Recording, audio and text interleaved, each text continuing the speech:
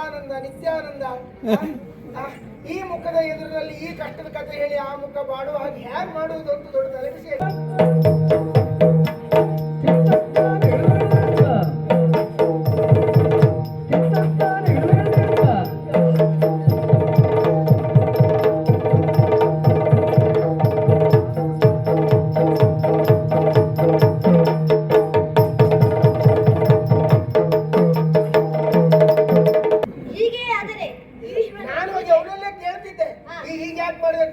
ನನ್ನೂ ತೆಗೆದು ಕುಟ್ರು ಕೊಟ್ಟ.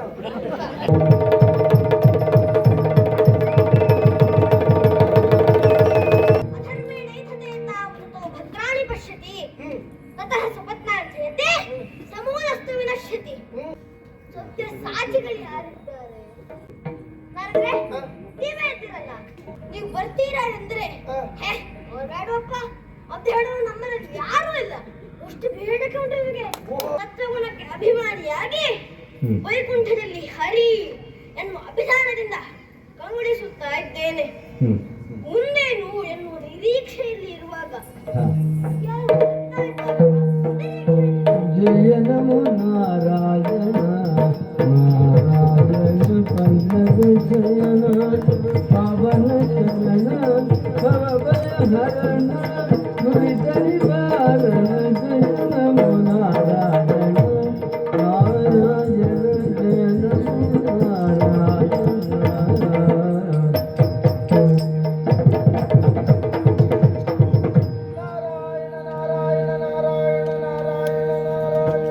ಹರಿಯ ಕರ್ಣಕ್ಕೆ ಸ್ತುತಿ ಕೇಳಲಾವು ಕ್ಷಣದಿಂದ.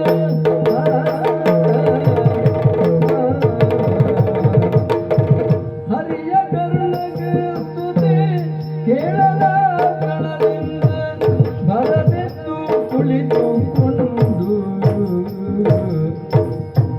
ಬರದೆತ್ತು ಕುಳಿತುಕೊಂಡು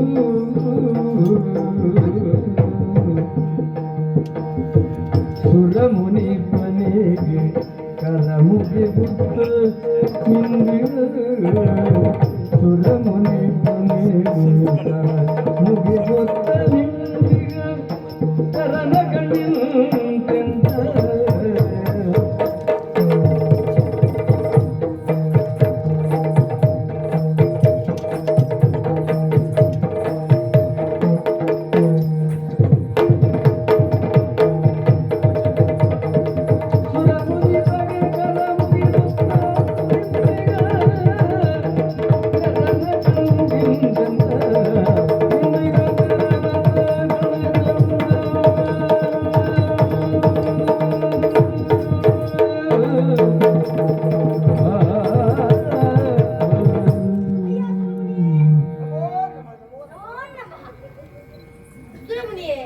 ದೂರದಿಂದ ಮಹತಿ ವೀಣೆಯ ನಾದವನ್ನು ಕೇಳಿದಾಗ ಸಂತೋಷವಾಯಿತು.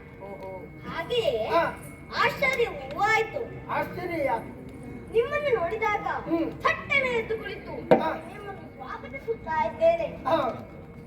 ನೀವು ಲೋಕಾನುಗ್ರಹ ಕಾಂಕ್ಷೆಯಾಗಿ 3 ಲೋಕದಲ್ಲಿ ಸಂಚರಿಸುವ ನಿಮ್ಮ ಪಾದ ಪದ್ಮಗಳಿಗೆ ನಮಸ್ಕಾರ ನೀಡ್ತಾ ಇದ್ದೇನೆ. ಸದಾ ಬೇಸರವಿಲ್ಲದೆ ಮಹತಿ ವೀಣೆಯನ್ನು ನುಡಿಸಿ ಲೋಕಕ್ಕೆ ಸಂತೋಷವನ್ನು ಉಂಟು ಮಾಡುವ ನಿಮ್ಮ ಕರಗಳಿಗೆ ಅರ್ಘ್ಯವನ್ನು ಆಚಮನವನ್ನು ಮತ್ತು ಪರ್ಕಾದಿಗಳನ್ನು ನೀಡ್ತಾ ಇದ್ದೇನೆ. ಸ್ವೀಕರಿಸಬೇಕು. ಉಪಚಾರ ನಾನಿಷ್ಟು ಹೇಳಿದ್ರು ಏನೋ ಹೇಳಬೇಕು ನನ್ನ ನಿರೀಕ್ಷೆಯಲ್ಲಿದ್ದೀರಾ, ತಮಕದಲ್ಲಿದ್ದೀರಾ. ಏನದು ಹೇಳಿ ಅನ್ನೋ ಸಮಸ್ಯೆ. ಯಾಕೆ ಲಾಲಿಸು ದೇವರ ದೇವಸಿ ದೇವ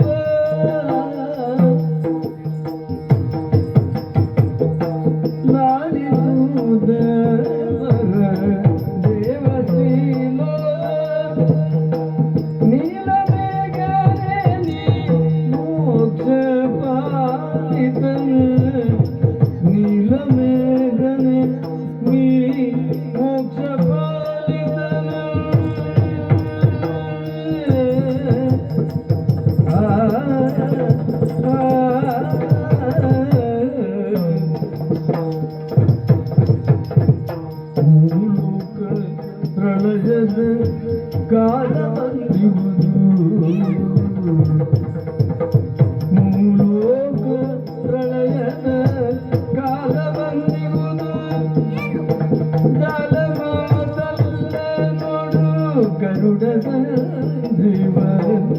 ಜಾಲ ಮಾತಲ್ಲ ನೋಡು ಕರುಣ ಸಂಜೀವ ಕರುಣ ದೇವ ಲಾಲಿಸು ದೇವರ ಲಾಲಿಸು ದೇವರ ಲಾಲಿಸು ದೇವರ ದೇವ ಸಂಜೀವ. ಸ್ವಾಮಿ, ಓ ಲೋಕ ಸಂಚಾರವನ್ನು ಮಾಡುವವ ನಾನು. ಹಾ ಎಲ್ಲಿಯೇ ಯಾವುದೇ ಬಗೆಯ ಸಮಸ್ಯೆಗಳಿದ್ರು ನೇರವಾಗಿ ಇಲ್ಲಿವರೆಗೆ ಒಂದು ದೇವ ಅದು ಅಲ್ಲಿ ಯಾಕೆ ಹೀಗೆ ಎನ್ನುವುದಾಗಿ ಪ್ರಶ್ನೆಯನ್ನು ಇಟ್ಟು ಆ ಸಮಸ್ಯೆಗೆ ಬೇಕಾದಂತಹ ಪರಿಹಾರವನ್ನು ನಿನ್ನಲ್ಲಿ ನಾನು ಕಂಡುಕೊಳ್ಳುವವ.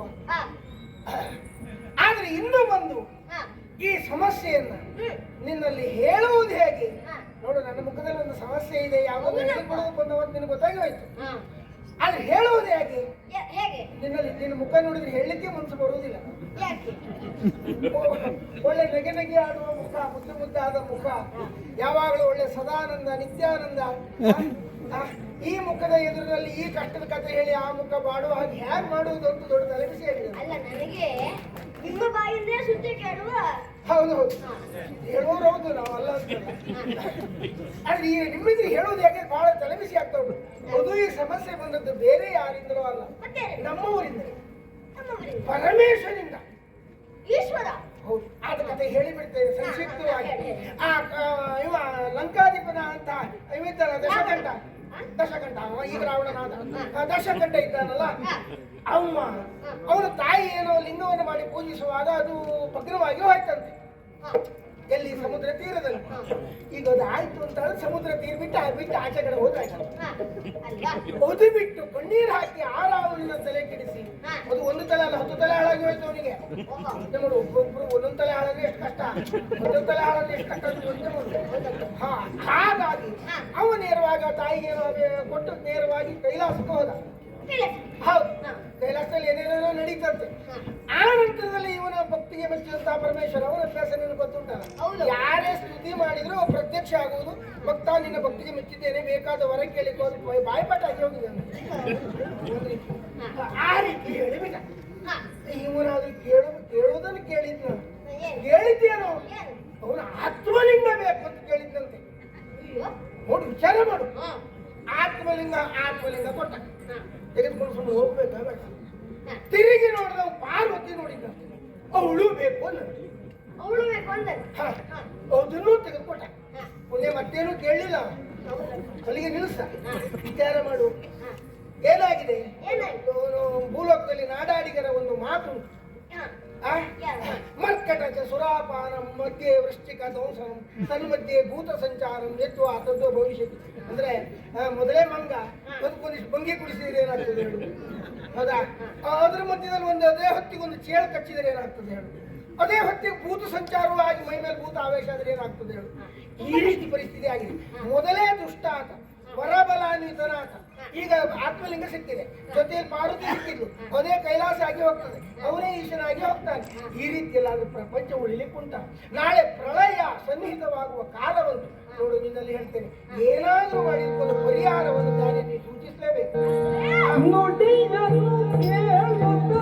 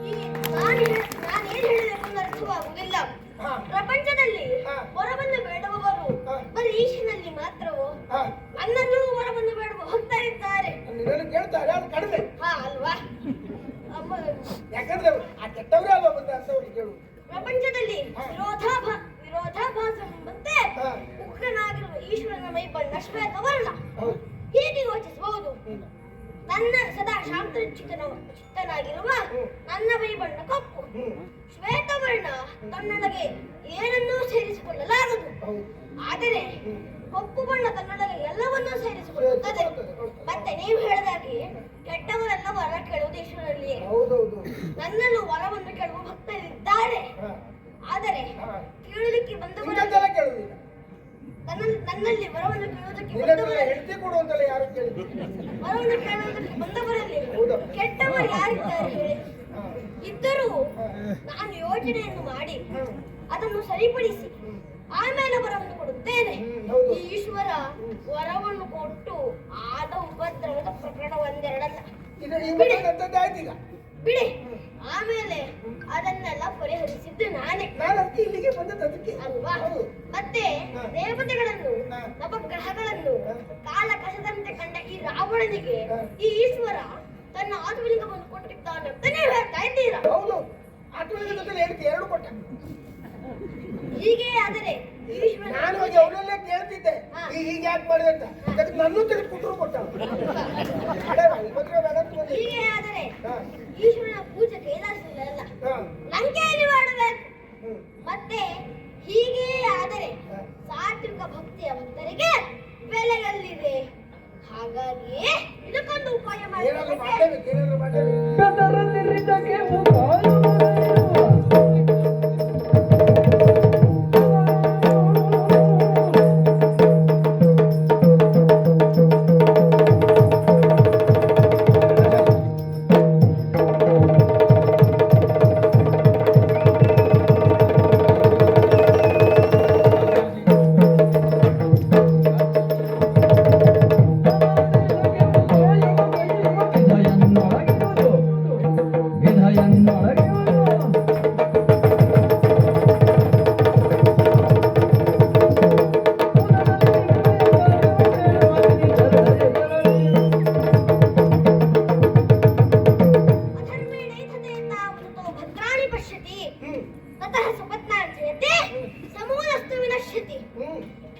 ಕೆಲವು ಸಲ ಅಧರ್ಮದಿಂದ ಬಹಳ ಏಳಿಗೆಯನ್ನು ಹೊಂದಿರುತ್ತಾರೆ, ಸುಖವನ್ನು ಕಾಣುತ್ತಾರೆ, ವಿರೋಧಿಗಳನ್ನು ತೀರಿಸುತ್ತಾರೆ. ಆದರೆ ಆಮೇಲೆ ಸತ್ಯ ನಾಶವಾಗುವುದು ಕೂಡ ಸಹಿತವೇ ಅಲ್ವಾ? ಆತ ಏನು ಬೇಕಾದರೂ ಮಾಡಿಕೊಳ್ಳಲಿ, ನಾವು ಒಂದು ಉಪಾಯ ಮಾಡ್ತೇನೆ. ಈಗ ಹೊರಟಿದ್ದಾರೆ, ಇನ್ನು ಲಂಕೆಗೂ ಮುಟ್ಟಿಲ್ಲ. ಆತ ಲಂಕೆಗೆ ತಲುಪಬಾರದು.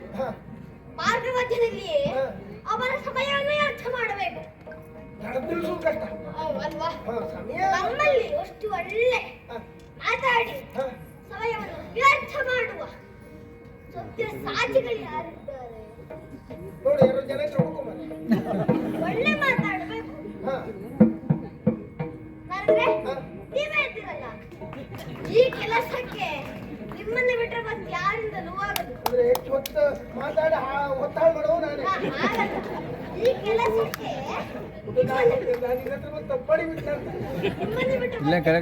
ಯಾರಿಂದಲೂ ಆಗದು. ಯಾಕೆ? ಯಾವಾಗ ಮಾತಾಡಬೇಕು, ಏನು ಮಾತಾಡಬೇಕು, ಎಷ್ಟು ಮಾತಾಡಬೇಕು ಎಂದು ಬರೆದುಕೊಟ್ಟು ಕಂಠಪಾಠ ಮಾಡಿಸಲು ಈಗ ಸಮಯವಿಲ್ಲ. ನೀವೇ ಆದರೆ ಯೋಚನೆ ಮಾಡಿ ಅಲ್ವಾ? ಮತ್ತೆ ನಿಮಗೆ ಹೇಳ್ಕೊಡುದು ಅಗತ್ಯ ಬೇಡ. ಕೆಲವು ಜನ ಇದ್ದಾರೆ ಕಂಠಪಾಠ ಮಾಡಿದ್ರು ಸ್ವಲ್ಪ ಹೇಳೋದು ಕಷ್ಟ. ನೀವೇ ಆದರೆ ಸಲಹೆಸೆಯೂ ಇಲ್ಲ. ಯಾಕೆ? ಸಣ್ಣ ಹುಡುಗರಿಂದ ಹಿಡಿದು ಗುರುತರವರೆಗೂ ಎಲ್ಲರನ್ನು ಮಾತಾಡಿಸುತ್ತೀರಿ.